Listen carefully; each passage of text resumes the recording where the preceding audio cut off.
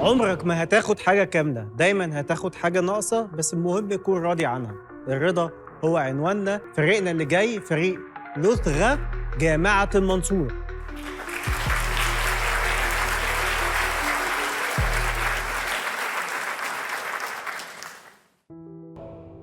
أنا حمزة 23 سنة من جامعة المنصورة. جاي أقدم لكم تطبيق لغة.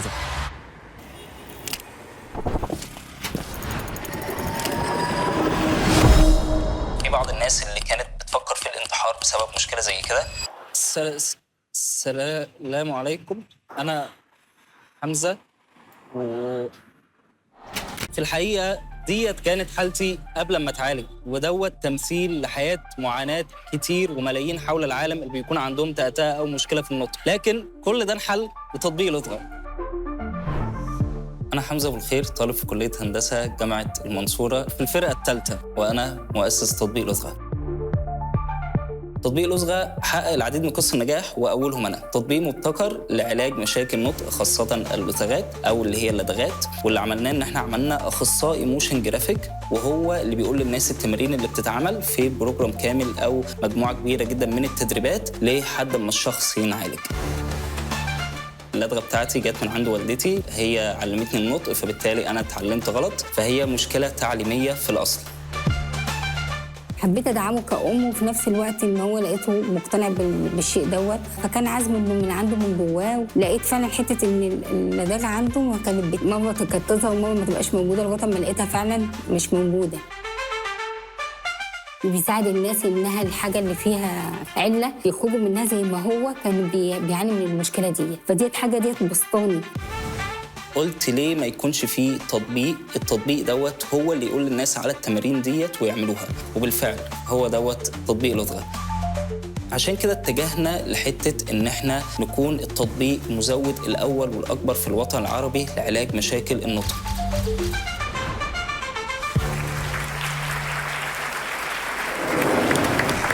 ده كان بالظبط حالي لما كان عندي اضطراب في النطق من وأنا صغير لحد 21 سنة. مزيج من اضطراب نفسي مع اضطراب في النطق، ودوت حالة تقريباً مليار شخص حول العالم عندهم نفس المشكلة، وعشان كده كان لازم يبقى فيه حل، والحل هو تطبيق لغة. تطبيق مبتكر لعلاج مشاكل النطق عن بعد. اللي عنده مشكلة بيقدر يحمل التطبيق ويدخل على التطبيق، يختار المشكلة اللي عنده، وبنخصص له بلان خاصة بيه بالموشن جرافيك مدعومة بالاي اي عشان يقدر يتعالج من المشكلة اللي عنده بالكامل.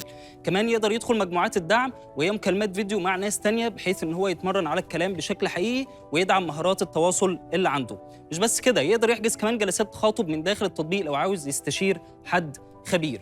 اول واحد اتعالج من تطبيق لغة في 2021 هو انا. بعد كده قدرنا نساعد اكتر من 57 الف مستخدم من اكتر من 80 دولة حول العالم، من اصل 63 مليون واحد بيتكلم بالعربية عندهم مشكلة في النطق، منهم 12 مليون مصري عندهم نفس المشكلة، في حجم سوق من المتوقع ان هو يصل ل 5 بليون دولار بحلول عام 2030 في المينا ريجون.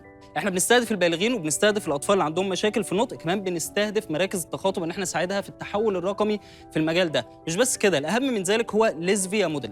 ليزفيا موديل هو موديل اي اي بتاعنا المبتكر، واللي قادر يعمل حاجه جوجل اسيستنت واليكسا وسيري مش قادره تعمله، وان هو يتعرف على النطق باللغه العربيه ويقدر يحدد الكلمات المنطوقه حتى لو حد عنده اضطراب في النطق، وده قدرنا نوصل له بفضل الداتا اللي معانا بتاعه المستخدمين. احنا اللي ميزنا عن المنافسين الموجودين ان احنا بنستهدف البالغين، وعندنا مجموعات الدعم، وديت ميزه مبتكره مش عند اي حد تاني. كمان دعم الاي اي داخل خطه العلاج، كانت ديت احد الحاجات المبتكره اللي عندنا. بندخل فلوس من خلال سبسكريبشن موديل عشان توصل لكل التمارين وكل الاكسس للتطبيق. كمان اي حد بيحجز جلسه بناخد نسبه من الاخصائي على كل جلسه محجوزه. تطبيق لغة عنده طموح خلال 5 سنين جايين ان هو يوفر تمارين لجميع مشاكل النطق تقريبا 13 مشكله. كمان ان هو يبقى عنده موديل اي اي بيقيم اللغه العربيه حتى لو في اضطراب في النطق ويتعرف عليها باكيورسي 95%. وما بعد ذلك وهو التوسع عالميا، لان نقدر نعمل باللغه الانجليزيه الهنديه الصينيه، فالنو هاو متوفره بالفعل. احنا في تطبيق لغة خدنا دعم ودعمنا كتير خاصه من الاي اس اف.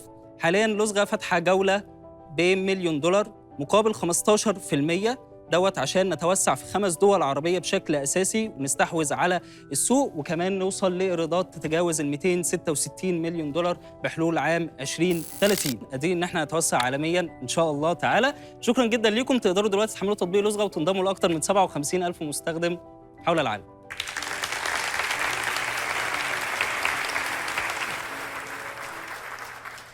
حمزة، ابتديت امتى تشتغل على الاب؟ كتنفيذ من 2021. قبل كده كان عندي الفكره اني كنت بعاني، ولما عرفت ان الطرق ممنهجه واي حد بيتعالج بنفس الطريقه بدات افكر ازاي اعمل تطبيق زي ده. فقعدت احوش فلوس لحد ما وصلت ل 23,000 جنيه وعملت التطبيق. واشتغلنا على كام حالة تقريبا في مرحلة التستينج؟ 35,000 حاله تيستنج، ما كناش بنكسب اي فلوس خالص، يعتبر كان فري موديل. 35,000 حالة. 35,000 حاله. ونسب النجاح كانت كام في المية؟ 23%. في مصر ولا في الدول العربية كنت بتقول؟ احنا ما بنميزش مصر قوي، هو الدول العربيه متحدث باللغه العربيه بشكل عام. انت قلت ان انت كنت اول كيس، اول حاله. الوقت اللي خدته الحاله عشان توصل للنتيجه دي قد ايه؟ خد بالظبط شهر في تجربه كامله على اليوتيوب قبل وبعد ما اتعالج، عشان كانت بالنسبه لي قصه نجاح وحاجه ملهمه جدا.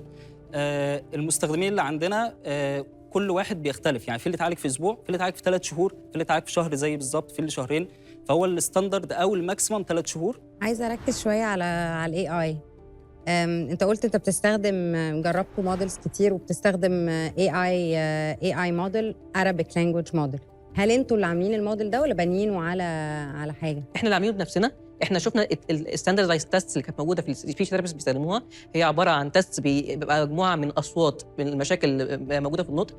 ممكن اديكم مثال لو حابب اديكم لايف ديمو، ما عنديش مشكله. بس في مشكله زي اللدغه في حرف الراء. لو انا اقدر اقولها بصوت عادي او بالراء كايزوليتد ساوند ممكن انطقها بشكل كامل، لكن لو حطيتها مع فاولز او مع اصوات ثانيه هيبدا عندي مشاكل. فالتحليل اللي بيقدمه الاخصائيين هو بالظبط ان هو بيجرب صوتك على مجموعه من التشالنجز او الكلمات الصعبه، ويعرف يشوف انت فشلت في ايه وعرفت تعمل الصوت صح في ايه.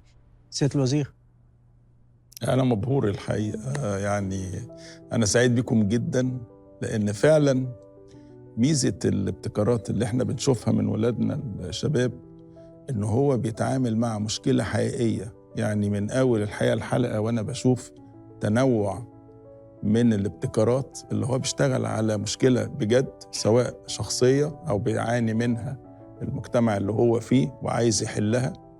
فأنت بتتكلم على حاجة الحقيقة يعني أنا بشكرك عليها، لأن الآب ده الحقيقة حل مشاكل. أنت الأرقام اللي أنت قلتها، وده برضه عشان كده بأكد تاني إن المدخل العلمي والتحليلي والنقدي في اللي أنتوا بتعرضوه حاجة بجد جميلة، علشان تعرف حجم المشكلة وتحلها، وقد إيه الناس اللي هتستفيد من الآب اللي أنت عملته.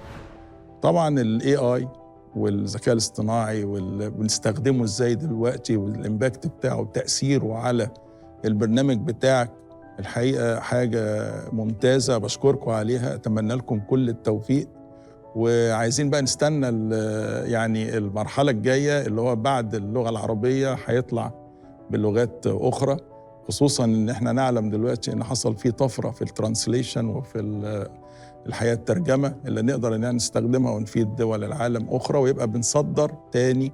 مصر قادرة على إنها توطن ابتكارات، تصنعها وتصدرها. هو ده اللي احنا محتاجينه. شكراً. طيب احنا في لحظة إن ولا أوت. فريدة. أنا أكيد أنا مبهورة، بدعم مالي 400,000 جنيه. ميرنا. أول حاجة مالياً ب 300,000، بس كمان احنا عندنا في مايكروسوفت حاجة اسمها فاوندرز هاب ده بيدي للستارت ابس اكسس للتكنولوجي، فبرافو عليكم. يعني ان شاء الله تعملوا شغل عالي جدا. النهارده ميرنا النهارده يعني ايه يعني في كرم كبير. شلبي. ان برضو ب 300,000، وبره بقى نبقى نتفق بقى ان شاء الله. اوكي احنا كده جمعنا كام طارق؟ انت كده وصل 1,400,000 و300 300. وانت؟ انا ان ب 100,000 جنيه. 100,000 جنيه. معالي الوزير، أنا عايز إن نقعد معاكم وإزاي الآب ده نستفيد بيه لخدمة أولادنا في المراكز اللي هي موجودة في جامعاتنا، علشان مش بس لخدمة أولادنا اللي في مصر والدول العربية، إنما كمان للعالم كله.